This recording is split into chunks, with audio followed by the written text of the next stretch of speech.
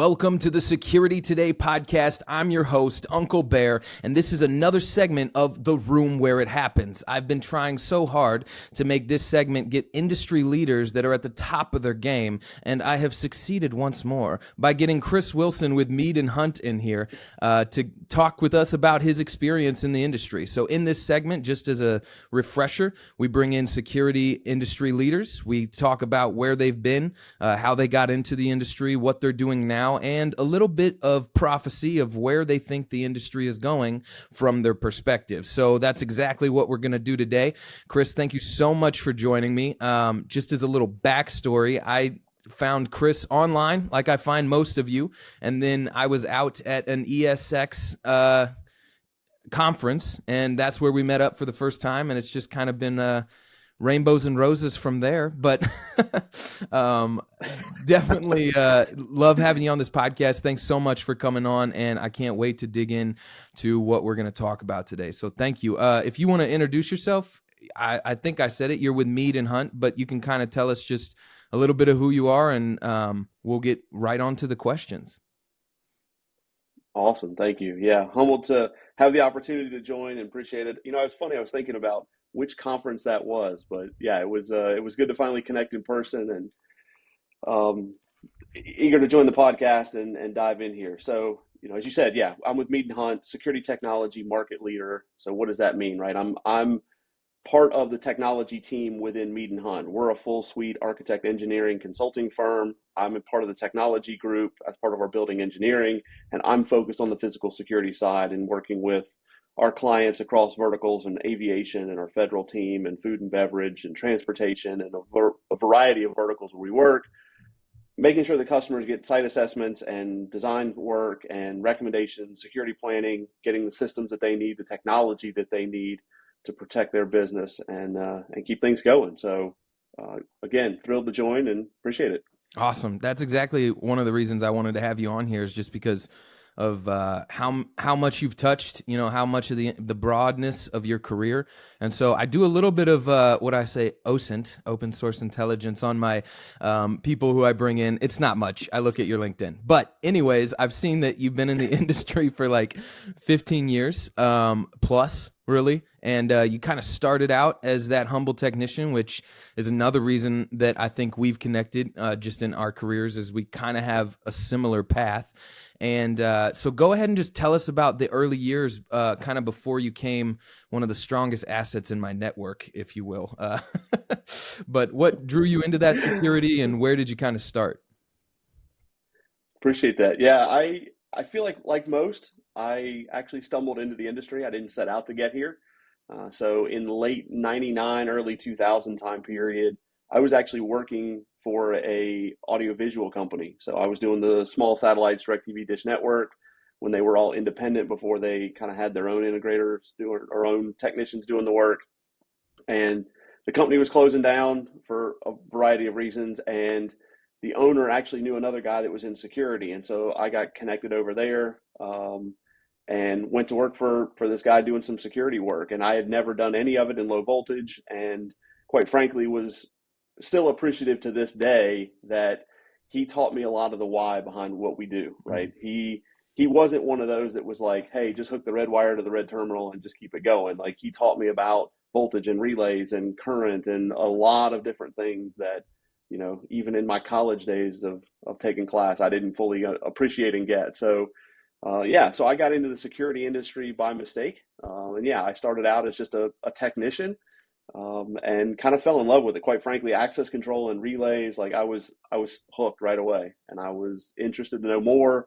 What can we do? And then when you start learning about what can you do and what's possible, even today, I tell people, like, you just unlock a door, that kind of gets boring in access control, but there's so many other things that you can make systems do as part of that. And so, yeah, I spent 15 years on the integrator side, if you will. So yeah, technician, worked my way up through, you know, lead, project engineer, service management, operations management, and then 2014 made the switch over to working for a couple of manufacturers and doing some consulting work along that side. So yeah, pretty broad perspective, but always drawn to the technical side without a doubt. Yeah, and that's something that I love to hear, because that you're, early on, you had some mentor kind of teaching you and telling you the why behind what we do it. Looking at you today and, the asset that you are in networks, not just mine, but I see that you're providing to the industry something that would be missing if you weren't here. And that right there is a testament to, if we're going to start with the basis of education, we're going to give somebody the full scope, and we're actually going to pour into them and teach them about our craft and about our skill. Then the sky's the limit. Shoot for the moon at that point, because they get hooked, like you said. They feel like, oh my gosh, I love this stuff. Let's see what else we can plug into it and not let the smoke out. So yeah, I think that's really encouraging to hear. And so, is there anything, and I think about this often because I also started as just kind of a technician. I also fell into it. I think we all do a little bit. But is there anything that you appreciate about how you got into the industry now that maybe you didn't appreciate then because you didn't know, or it wasn't something that was a priority? But is there anything like that? Because I think about that sometimes. Yeah, I think it's interesting. So I mentioned the owner of a company that I was leaving that was closing actually introduced me to the owner of this other company that's like, hey, got a referral. That has always stuck with me. You mentioned networks, and again, appreciate the kind words. Thrilled to be part of it, but it's really about understanding the networking side of it. Like, there's a human factor to this, and understanding that goes a long way. And again, I didn't appreciate that at the moment. I thought I was just, college days. It's time for a job. I got to pay the local bar tab or whatever it is, right? I mean, that was the area. It wasn't about long term. It wasn't about building a network. LinkedIn wasn't around. Like, I never even, in fact, we were in the same town, in a fairly small town at that time. I didn't think about that part of it and didn't appreciate it. It wasn't until later in life that I really understood the human factor of that networking, and then again, truly the value of the why, behind that. It's why I try and educate and share that knowledge. Um, you know, I, that's part of what we've got to do. Invest in the people, teach them the why, not just hook the red wire to the red terminal and the black wire to the black terminal and make things work. Because the reality is, we still need these hardware pieces, and things are going to get cooler and cooler, and there's a lot of great stuff happening, but it's not it doesn't just magically disappear and we no longer need hardware to do all this stuff, or that's still going to be a thing. And so we need people to understand how to make that work. It's funny you mentioned the smoke out. There's one of the companies that I used to work for, and I won't call out their name. I used to head up their tech support department, and we were on a call one night, and it was later, and we'd had quite a few calls, and we were wrapping up for the evening, and we had a technician that I was on the phone with, and this is one of two stories that those guys told for a while. He was working on something, and he was getting ready to power the control panel up the wrong way, and before I could tell him stop, he's like, "Oh no, I think I just smoked it." And I was like, "Hurry, hurry, hurry, get the box. You got to catch that." And he's like, "Well, what?" I was like, No, you got to catch that smoke." And he's like, "What are you talking about?" I was like, "Well, you're going to have to send that back to us for repair. You got to send me the smoke so I can put it back inside." And he's like, "You're an idiot." But the thing is at that point, it's toast. And Yeah. Someday I'll give you the other story, but it's like, you got to have a little fun along the way. But it's also appreciating what's going on in the world around, and having that technical knowledge goes a long way. Yeah, definitely. It's always good to, stick it to a couple technicians too, every now and then. You know what I'm saying? just to bring them down a notch. Gotta have a sense of humor. Yeah, yeah. Well, yeah, that's awesome. And I really like that. There's some themes or motifs that I try to work into the podcast, like, security is a mindset, and, security is a right, privacy is a right. And I think I'm going to start working in something along the lines of that. Networking is a piece of this too, because you're right. That human factor really can kind of change your whole career if you pour into it. If you're there and you're investing yourself either into something like LinkedIn, or, when you're working for a company, you're not just putting in your hours, but you're learning the guys around you, you're learning the guys above you, just to say, hey, just to kind of push that network. That's a huge factor in building a career and becoming an asset to the industry. So I can appreciate that too. 100%. So I did Totally agree. see, and I've been waiting for this. I've been waiting for this week. I told my wife earlier this week, I'm like, I am about to interview this guy, and he worked multiple years in Afghanistan, and I need to know the details. So I saw you worked in Afghanistan, so I want all the details. What does this even mean?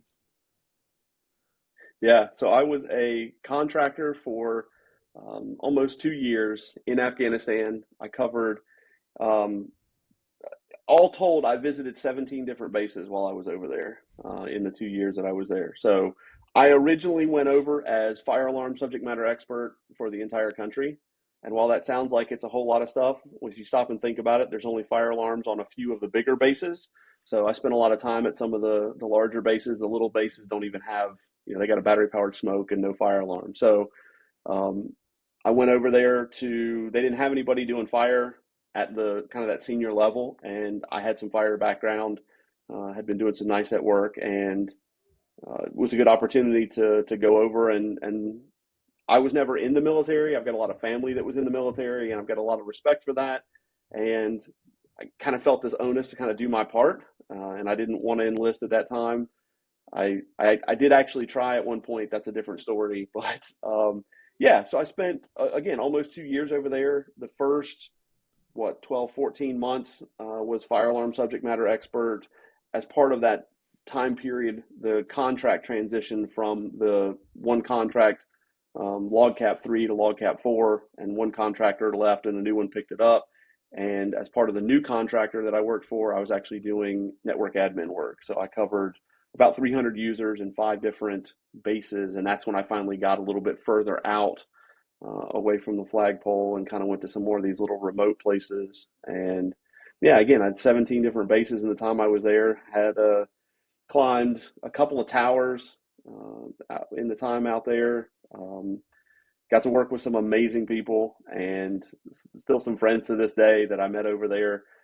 But it's kind of what you expect. It's not living all the luxuries of life. You're living in a plywood building, eating at the chow hall, and you hope the supply truck showed up or the supply plane showed up to resupply the PX. But I think our military is fantastic and amazing, and I was just glad to have the opportunity to go support them and provide them security and communications and things like that while I was over there.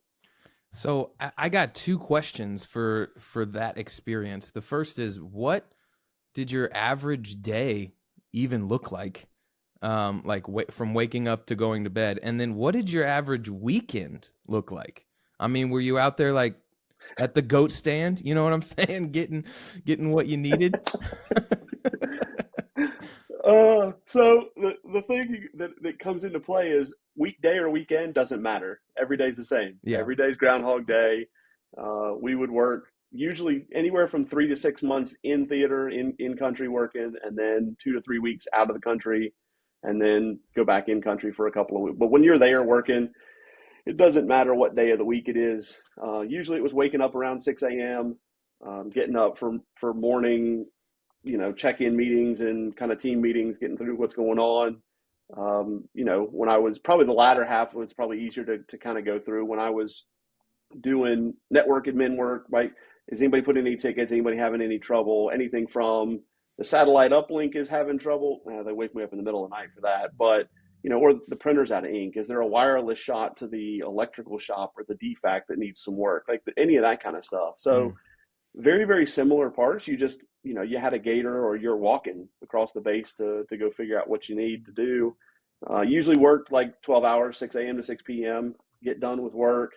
I'd go hit the gym for a little while, go grab some dinner, rack out for a couple hours, and do it all again the next day. And again, you do that 7 days a week, all the time. But, it's just a matter of, I guess I had a little bit more flexibility in my schedule because I was one person. And, if I was traveling to different bases, or, when I was working on fire alarm stuff, they might call you in the middle of the night.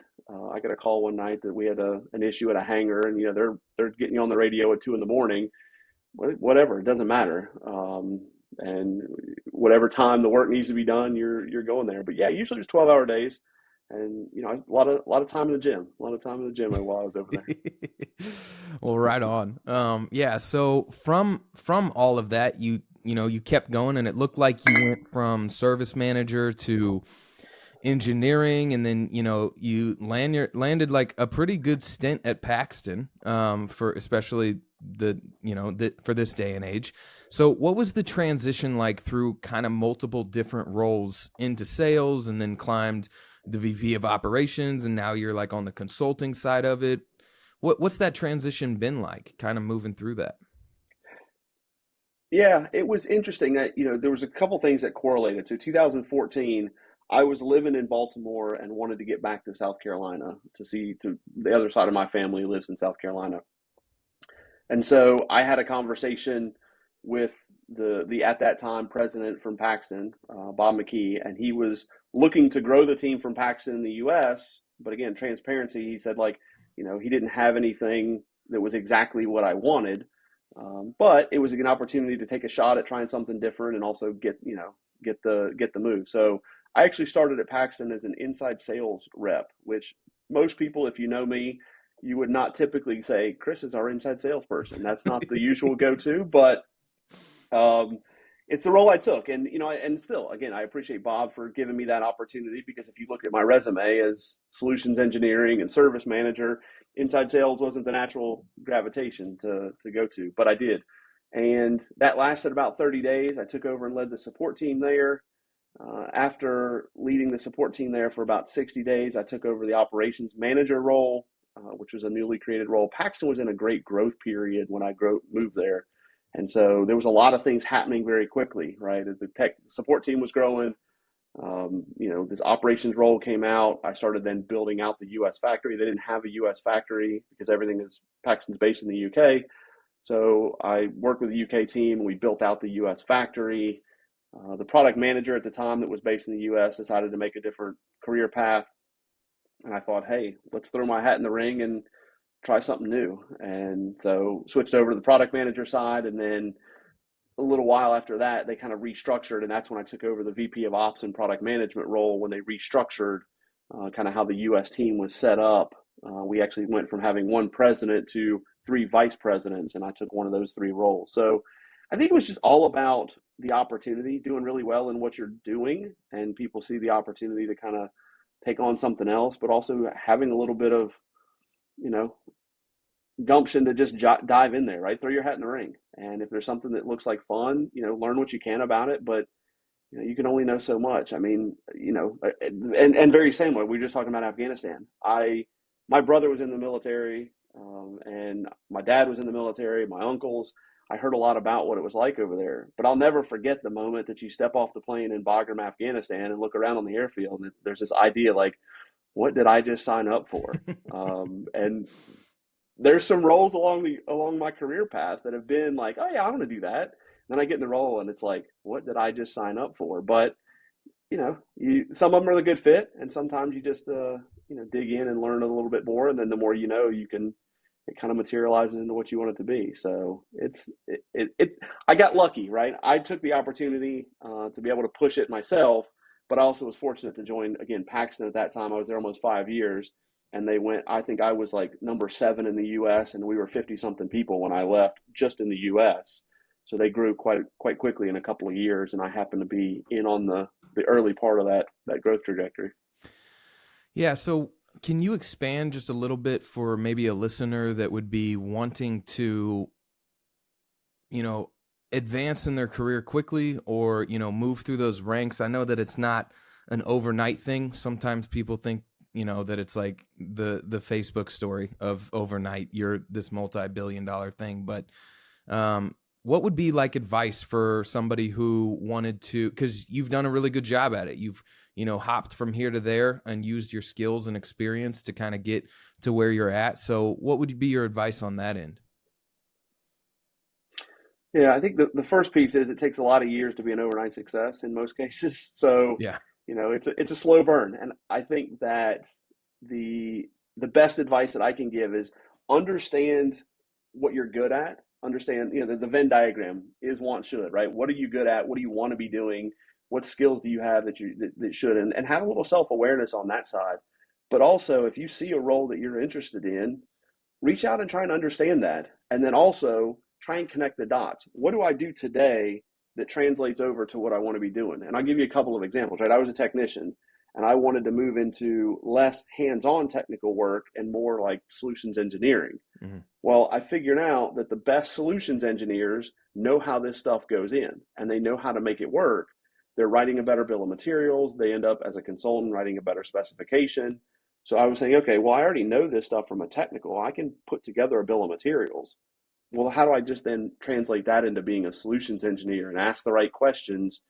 And you're doing the same work. You're just earlier. You're at a different stage in the process. And so being able to think about those things of, what do I want to be doing? What am I really good at? And again, a little self-awareness can go a long way, or, have a mentor, have some conversations there.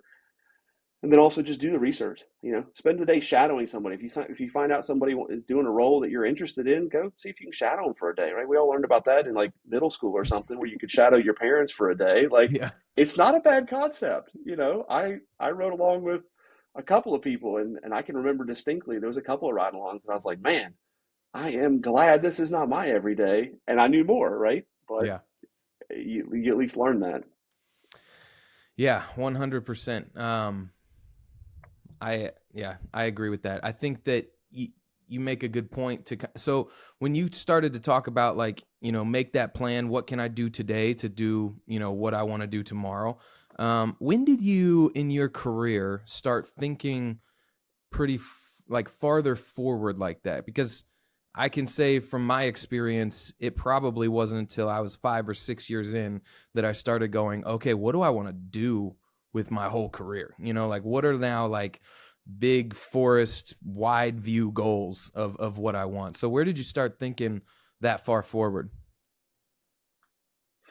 I would definitely agree. It was probably a good 5, 6, 8 years in that I kind of started thinking about that. And I'll tell you, I've actually probably been through 2 paradigm shifts, if you will, in kind of a career path, right? It was, well, if we think about first, even thinking about it as the first one, which I'm not even considering, but it's like, first thing, the first aspiration is like, what do you want to do? And typically, and for me, it was, I want to run a company. I want to be at the top levels of leadership. I want to do and again, I kind of achieved that when I got to, again, VP of Paxton. I was the highest, one of 3 of the highest, ranking people, if you will. I kind of hate that term ranking, but highest level people in the U.S. team, right, at that point. And I also realized then there was a point in time later where it's like, is that the measurement of success? And the next pivot for me was actually more around what I do now, which is about spending time with clients and doing more deep dive and solutions delivery and designs and assessments. And my definition of success has changed over that career as well, which also has changed what that goal and aspiration is, right? I love what I do every day. I get to do some travel. I get to spend time with clients. I get to understand their pain point, and we get to help put together solutions to solve for a lot of that and ultimately provide safety and security for a lot of times the public. And I love it. I absolutely love it. But if you asked me 10 years ago, 15 years ago, if that was my definition of success, it was different, right? It was about the leadership and the stature. And there's nothing wrong with that. Like, don't get me wrong. And I think that's the other factor to consider is how do you define success as an individual, and also be willing to accept that may pivot and change. And it did for me.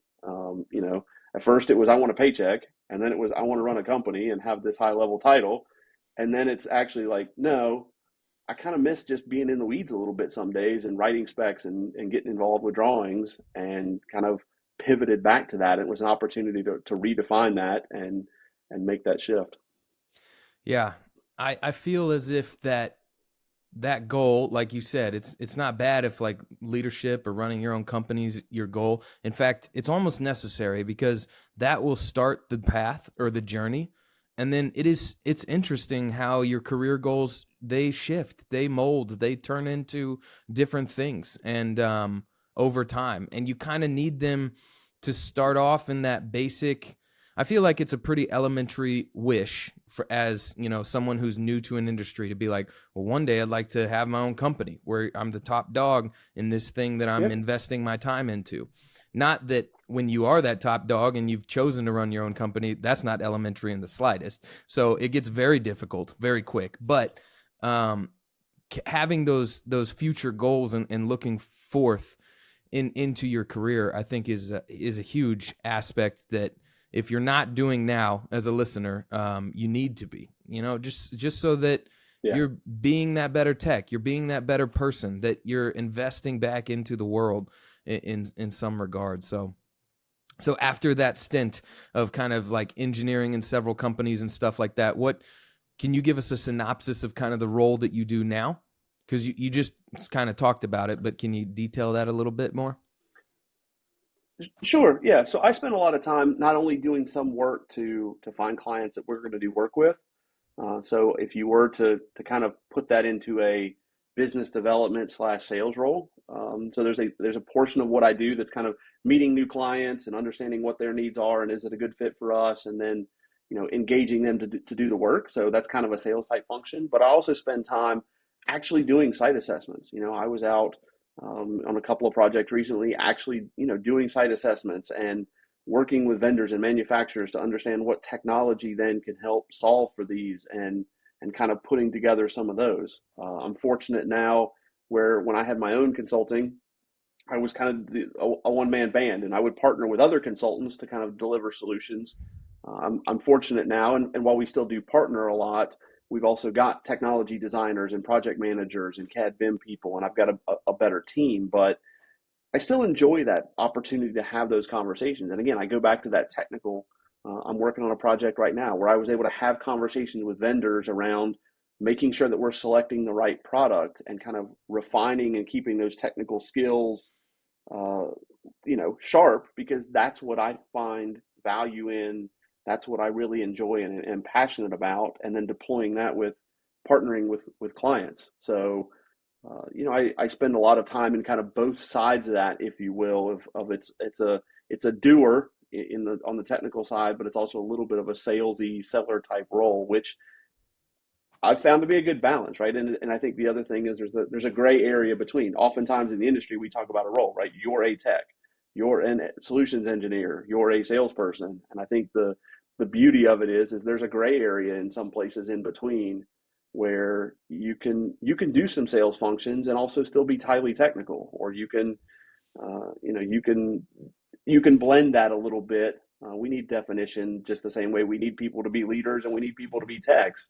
But oftentimes there's a gray area where you can kind of blend that, and that's what I love about the current role, is being able to leverage all that deep technical knowledge and ask very direct and pointed questions and get answers, but then also be able to make sure that we're having the right, long-term strategic and relationship conversations. And again, I'm literally sitting here thinking about it.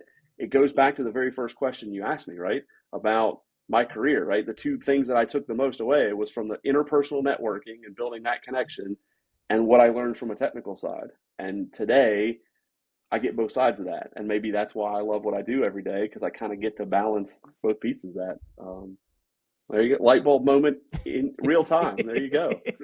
Awesome. That's what we're here for. You know what I'm saying? So, this is my favorite part of the podcast then, because I want to get kind of into, we talked about where you've come from. We're talking about what you're doing now, and then talking about the future, because I do feel that there is a lot going on the bleeding edge of security.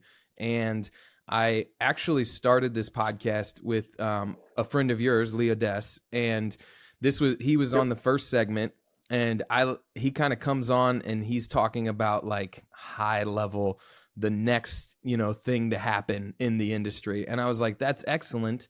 He helped me realize that that's what I wanted in this segment also, is to talk about what's coming down the pipe, if you will. So Yep. with that, as a consultant, and kind of, I'm really intrigued with your perspective on it, because you have that technical side of things, and you have that like finding solutions and pain point side, and kind of what you were just speaking on. As that consultant with a good solid career in the space, what do you feel like security is growing into at a rapid rate? What do you think that, maybe just a broad shot of what's coming down the pipe, and then I have a couple more specific questions to follow that. Hmm. Yeah, I think there's a couple of, I'm going to say, fundamental shifts that I see happening, right? Software, number one, is a big impact where when you look at the industry, we were a hardware industry, right? We were, you know, Yeah. well, at the very end days, intrusion systems were single circuit, right? It's a wire that ran around the building and came back to itself in the very, very early days. And then we got to these sophisticated systems that could talk to a computer, but we had to run a serial cable to them and plug them in with a dongle. And, then we had all these air gap systems. Like, we were a hardware centric industry from a security perspective. Yeah. And I think the dynamic of software coming in is making a fundamental shift. Again, and I said it earlier, hardware is not going away, but it's changing the relationship of how it functions, right? It's not hardware first. I think we're moving to a software first dynamic. And I think there's a lot of things that are going to start to happen from a convenience standpoint, a user experience standpoint, a flexibility standpoint that's going to be driven by these software first applications. Whereas instead of selecting your hardware and then the software to make it work, you select how you want the software to work, and then what's the hardware I need to support that. And I think that's going to make, I see companies already having that conversation. I think that's going to make a big difference. So I think that's the first big piece. And I think the next one that I'm having a lot of conversations around, and oh, by the way, I don't think everybody gets that yet. And I don't think that we as an industry get that, the software first idea. Mm-hmm. And I don't think we know fully what it means yet. And so there's a lot of conversations around how do we prepare for what we think is coming, because we're not there yet, right? I think the other big piece that I'm going to kind of bucket it into, if we delineate that, there's a lot around data. Shout out to Rob K from Rivian. He was at the ACS event Lee did, and he talked about data as unrefined oil, right? If you put unrefined oil in a barrel, it does nothing, right? You have to go through this refinement process, and then you have to do some other things, some of my industry, but you have to, just sitting in a barrel, it's no good, right? You refine it and you process it, and then you can finally put it in a vehicle where you can drive with it and you can run your engine, right? It's the same thing with data. If you just collect all this data and throw it in a database, a data lake, a data warehouse, whatever, it's essentially worthless. You have to process it and refine it and use it and ask it meaningful questions and understand it in order to actually make decisions on it. And I think that's becoming more and more relevant. And then that opens the door to privacy as well, right? So what data are you collecting? How long should you collect it? What should you do with it? And all of that, which ties into the cyber side. And it's, again, I'll say that because the things that I'm not saying, I'm not talking about mobile credentials. I'm not talking about the cloud. Like, are those things? Yes. However, these are two big things that they're driving the everyday conversation that I'm having with clients and people in the industry. And it's how is that going to impact us? And ultimately it filters down in a variety of ways how we deal with it. But I think those two things are massive trends that are started. They're here. They're not going anywhere. And they're only going to continue to grow in a variety of ways. What do you feel like for your first point being, that software kind of coming in with a heavy hand? What are some implications for technicians who are getting into the field now with their experience of where this industry is going when that software really starts to take a hold? What does that look like for maybe newer technicians, comparatively to maybe what it looked like for us when we were getting into the field? Sure. Yeah, I think when we got into the field, we were often trained on a hardware platform, right? You went to a manufacturer or you learned how a piece of hardware worked. And then we often just deployed that hardware in different building types.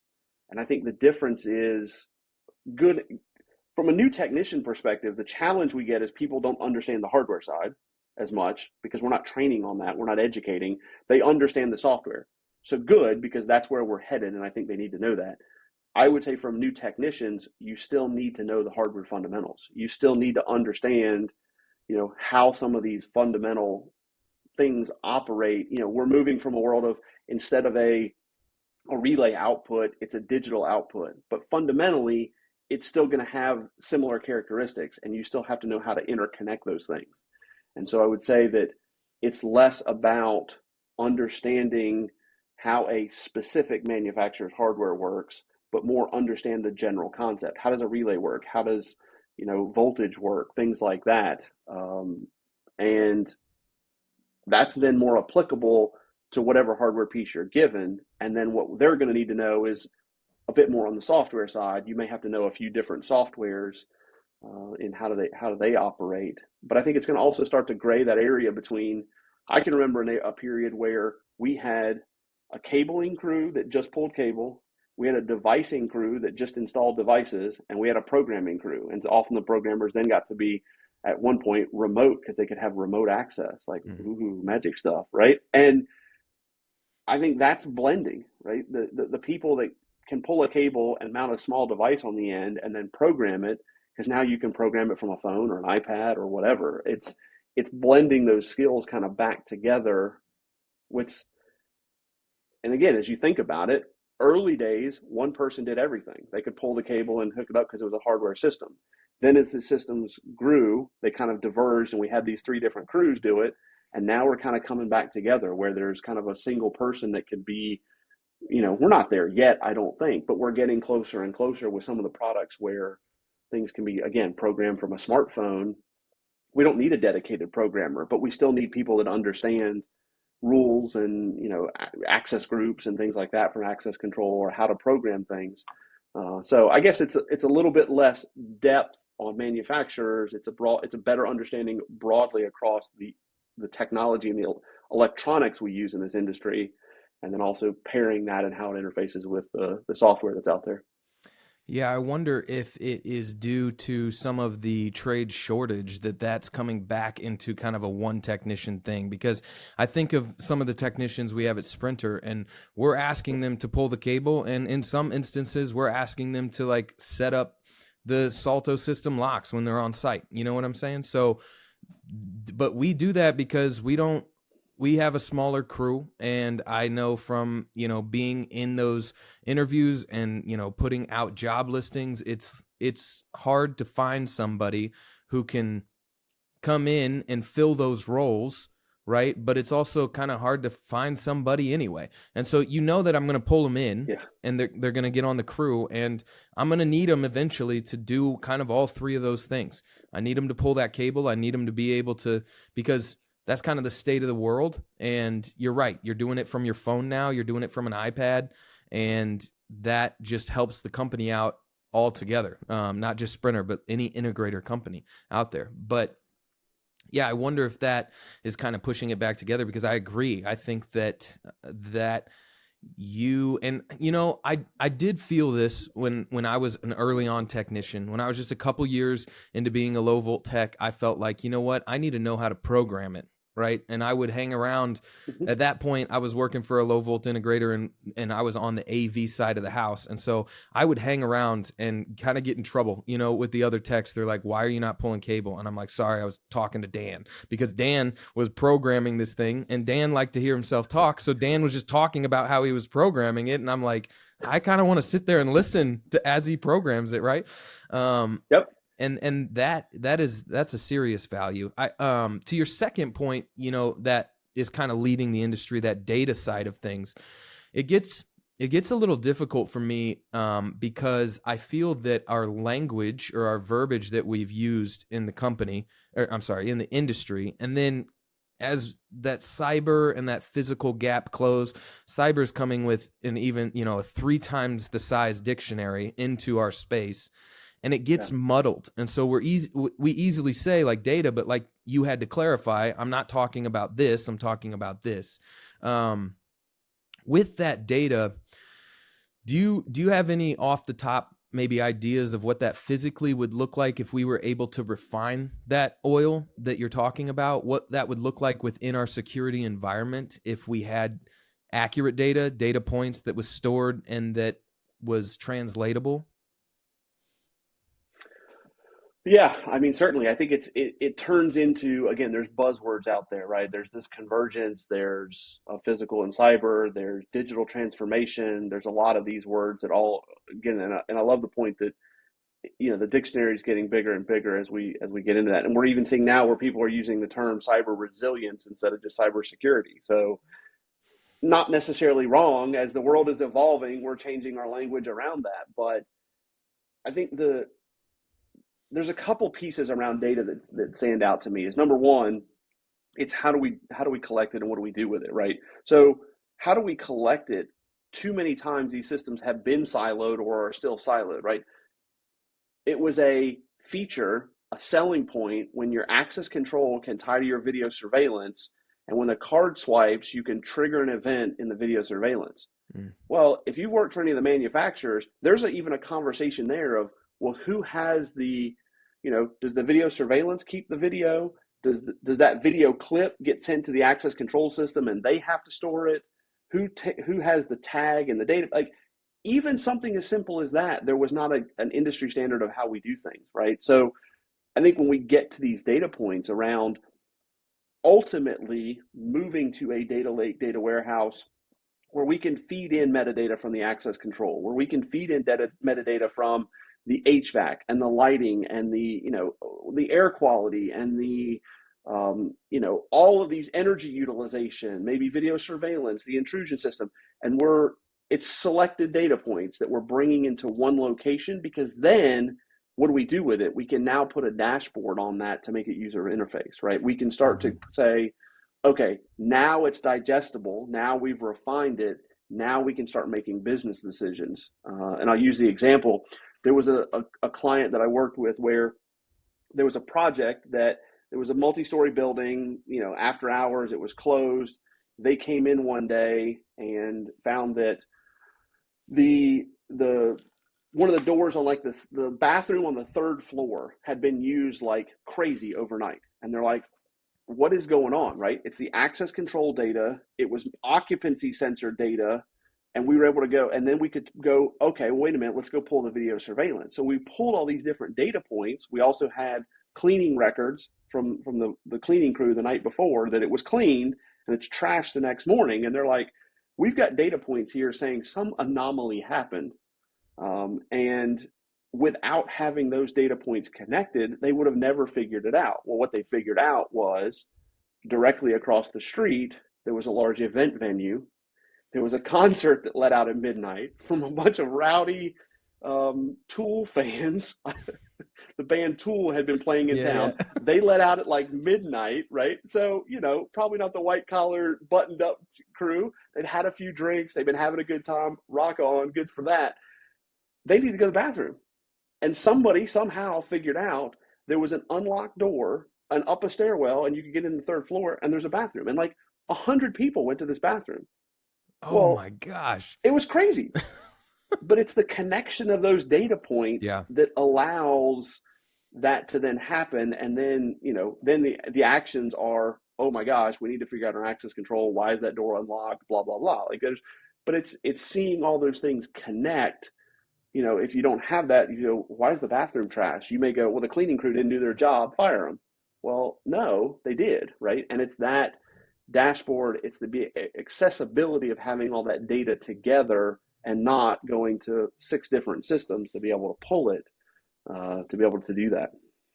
Yeah, the server gets really important really quick in that standpoint when you're pouring all that data into one well so that you can, kind of sift through and make sense of it. I also think of from the data aspect, which I'm really glad you brought that up, because I do feel like not only is software kind of under the radar or not being recognized as this thing that is wildly shaping our industry, but it is that data. And I have thought for a long time, since I studied for my as-is PSP, they had this little tiny section in that big, huge textbook that was on it was on data points. They didn't call it that. I can't remember what they called it, but this was like 3 or 4 years ago, so that it wasn't really even being talked about yet. But it was on those data points from a serviceability standpoint. So if I know that, the southeast door into the parking garage is giving me a door forced 500 times over the last 2 weeks, and I know that that's not a very frequented door, then you can service that more quickly. And so it's using that data in a serviceability aspect to secure your security system, because people pay hundreds of thousands of dollars for security systems. And I often think about that serviceability side of like, well, if you're going to pay that much and then nobody knows that the southeast door is giving a door forced 500 times, and then one of those door forced was actually a tool fan trashing your bathroom, then you're like, now you're like, oh, well, I wouldn't have caught it or known it because I'm not even watching that metric.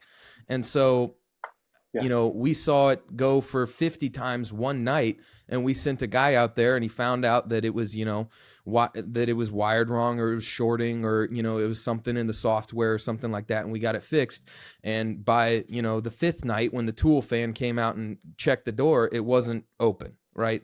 So using that data also from a serviceability standpoint, I think that's a really good add-on to exactly what you were talking about. So from that, then I guess I want to ask this question too, and I think I'm going to make this more of a question that I ask every episode. But in 3 to 5 years, what do you feel like security is going to look like? And then maybe like even a 10-year forecast if you get on a roll with your 3 to 5 prophecy or whatnot. But what is it looking like from the user experience standpoint? I walk into a building, and what does the security even appear to be like in 3 to 5 or 10 years plus? Yeah, I think 3 to 5, we're going to start seeing some of these ease of use things coming into play more and more. And what I mean by that is, and I'm going to try not to use some of the buzzwords that have been floated around, but there's a lot of ways to just, approach a facility. It knows who I am. It knows what things should happen as a result of who I am and what my preferences are, or rights are, or permissions are, or things like that. And it starts to become seamless, right? It's locked, it's secured, but when the right people are there, it becomes seamless. And the difference being that it's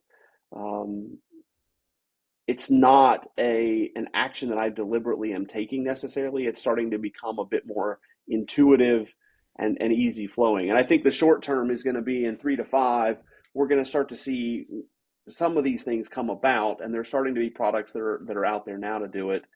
That they're lower impact. They're starting to move in that direction.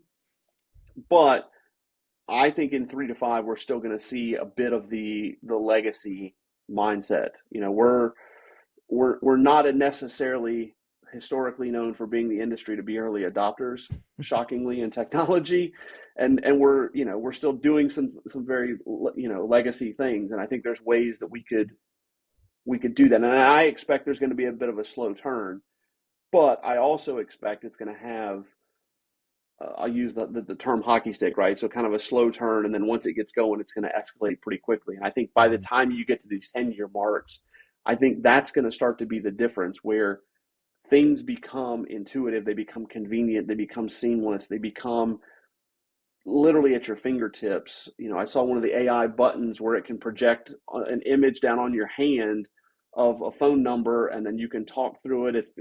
I can't remember the name of it off the top of my head, but I think things like that are going to start coming around. And I think that we're going to get to a point where those things get incorporated as part of the way that we live, but we got to incorporate them the right way. We got to have some guardrails. And I think that's some of the challenges that we run into today. Is there's some just open areas of just a free for all, and then there's some areas where we've kind of put blockers and guardrails in certain places, and I think we've got to get some uniformity across that and kind of regulate some of those pieces in order to make it easier and more appropriate to implement. But ultimately, it's going to be about convenience, and I think that's the difference. I think I've heard it mentioned a couple of times. I think Lee even mentioned it. It's a paradigm shift from keeping the bad people out to letting the right people in. And fundamentally, if you break that down, you're doing the same action, right? You're locking the doors for people that don't have access, and you're unlocking it for people that should.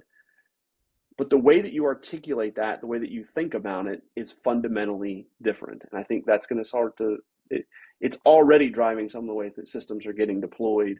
But I think it's also, security is becoming integral in the design, right? Not an afterthought. It's more integral in how the building operates and functions, things like wayfinding. And by having a credential and an identity of who somebody is, if 6 people are sitting in a conference room, we now know each of the preferences for air temperature, and we can normalize that among their preferences. Or we know who the 6 people are, and we know that the CO2 levels have now gone up, and so we need to do more turns of the air or introduce fresh air to offset the air. Like, there's things like that that are just change the way that we live and feel in a building. But we've got to be able to bridge that gap of identity and authentication to get to that level of convenience. But I think we're going to get there. I just think it's a process. It's a process for sure. Yeah. And I think you're right. We've been slow to adopt as an industry, which I almost think might have saved us, but we need to know when to let go, and when to be like, okay, now we're farther enough along. It's not its first update. So we can kind of start to implement some of these things. I agree wholeheartedly. So just to help the listener, kind of start to imagine, when you say that it's seamless in that, you'll see it in the next 3 to 5, and really in that 10 years time span, it'll just be a seamless interaction with the security system as a user. That means what? Like walking up to the building and the door just unlocks? Is the reader going to go away at some point? Are we even really going to need it? There's already systems that don't require a reader at the door. Yeah. And yeah, I think that's exactly it, right? We can, you just walk up to the door, either it's, and again, I don't know the answer. Is it facial? Is it palm? Is it some other biometric? Is it an NFC off of a mobile device? Is it an implanted chip in my wrist? Like, we don't know the answer. All of these have been tried, and some of them are out there every day. So yeah, you just you can walk up, you can, the door opens because it knows who you are. There's video systems that can monitor for tailgating so that the wrong people don't, we're not having tailgating issues. Then, because it knows that I've come through the door as Chris, we could have, light the path to my office, but don't light up the entire building. It knows that I prefer the temperature at 68 degrees in my office, so it turns it on for me and makes sure that it's, we're a lot of overseas, you'll see the air conditioners, instead of controlling the whole building, they're kind of like mini splits for each individual conference room or even office. Well, now we can, from a green certification, LEED certification, green buildings, we can then only climate control that. Think of how many people only come into the office once a day or once a week. Mm-hmm. Well, why run all the lights and all the HVAC if we don't have to, right? And that's where this convenience can start to come in. It knows that I'm in my office and I'm moving around, or, any number of things like that. But it's, the door has been locked behind me as I approach the conference room. It knows that I've got a meeting scheduled and who I am, and so it lets me into the conference room. There's just a lot of things that can start to happen as a result of that. So-and-so's out, so I'm their replacement. I get deemed that, so now I have access to a higher security room because I need it as I'm covering for somebody for a couple days. Like, the systems can be more dynamic in what they can perform. And I think that goes back to that software first, because the software facilitates that and tells the hardware what to do, sort of, in that regard. So yeah, I think that's the seamless, that's the increased user experience that ultimately I think is going to be for the best, right? I think that's going to makes our everyday lives a lot more comfortable from a lighting and HVAC control and, ease of use.